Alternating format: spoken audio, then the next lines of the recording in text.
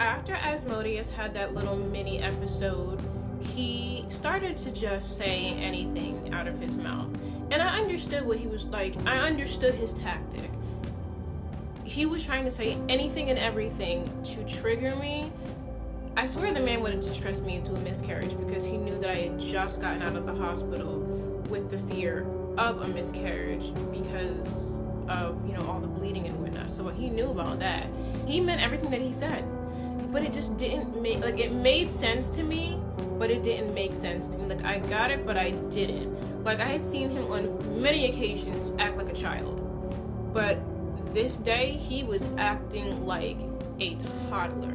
He just kept ranting and raving, "You're a liar, we agreed." You just can't make these type of decisions and not consider anybody else. Yes, the fuck I actually can. Yes, I can. I certainly can. And then he said he was just like, the whole entire marriage thing, you said you wanted to be married before you had a third baby. That's exactly what I said. That's true. And that's what I meant. But here we are. So I'm not going to go to the chop shop because I'm not married. No. No. Again, the man was not offering a nickel. There are a lot of men, if they don't ghost you, at least have the funds on standby in case that's one of the things that's holding you back from getting that kind of procedure done. All I kept hearing was he was just talking about him. If you were smart and you really were a genius master manipulator, you would have made it all about me by telling me about the disadvantages of having 3 children. But he made it all about himself. So it was very, very easy for me to actually take a minute and start thinking about, Connie, what do you think? How do you feel? What would you like to do? Do you think you can handle this? Are you built for this? Are you prepared for what comes with this? And because I tuned him out, I was able to actually stop and think, what do I feel? How do I feel? I'm a single mom. I've been a single mom for essentially 15 years. So I would know better than anybody else would know that I know of what I can and can't do, what I can and can't take. You know what I mean? It was a really easy decision to make for me anyway, at the very, very least.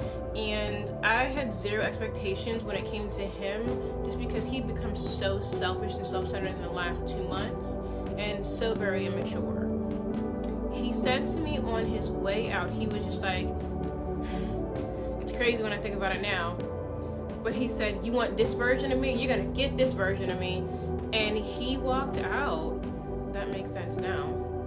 Unfortunately, though, my oldest son, Jaden, went on to have another crisis the very next day. So I'm just sitting here I need to catch a break. There's way too much going on. It's just a lot. It's a lot going on. I'm trying to get my thoughts together. I wanted to see if we could decompress the situation and de-escalate the situation at home before having to go right back to crisis all over again, just for them to put my kid on a crap load of Benadryl, shove into a bed, and us sitting there for 7 to 10 hours for nothing because they weren't going to admit him. Typically when he has an episode like that, we get to the hospital and they don't admit him and can't admit him because he's not in a crisis anymore and he's not a threat or danger to himself or anyone else. So while we were here, he did elope again. The authorities were called. They found him, brought him back, and my son said, "I want Asmodeus. Call Asmodeus." So the officers were asking me, "Who was this?" And I was like, "Oh, it's my boyfriend." Because he still wasn't my boyfriend. He didn't tell me. He was just being a dick. So they called him and I called him and they got him to come over to my house and stay the night. Because the agreement was my eldest son Jaden told the police, if Asmodeus comes over and spends the night, I won't need to go to the hospital. I won't need to go to crisis. And to be completely honest, the only reason why Jaden asked for Asmodeus is because he thought that Asmodeus would be able to get me to negotiate giving Jaden what he wanted. And that was never going to happen. It was never going to happen.